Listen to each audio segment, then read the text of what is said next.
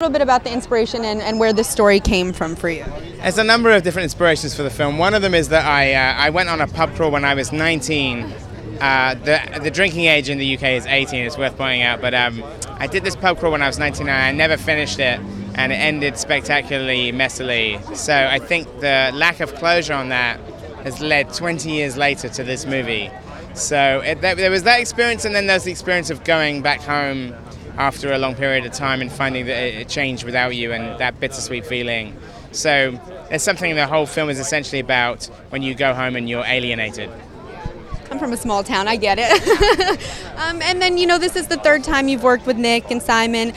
You switched their roles a little bit in this film. Simon plays a little bit more of the, mess up, while Nick's the serious guy. How come you wanted to sort of switch it up this time?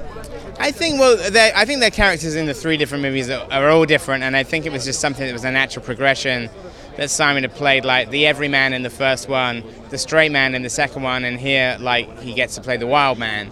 So, and I think Nick, in the sort of the 10 years since we shot Shaun of the Dead, he was maybe more like his character in Shaun, and now, he is a husband and a father, so it seemed like it was right to reflect that.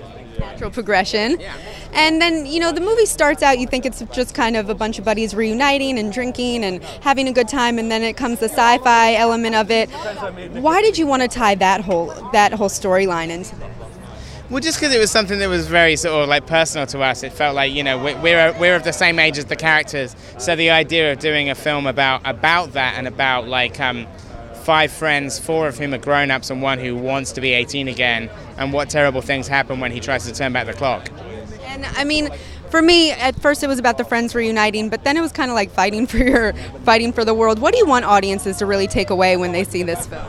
I think people will get a kick out of it as a wild night out film. I think anybody who decides to go on some kind of pub crawl or bar crawl is basically admitting that the night is going to end very messily, and this is no different. It kind of has a properly sort of apocalyptic ending.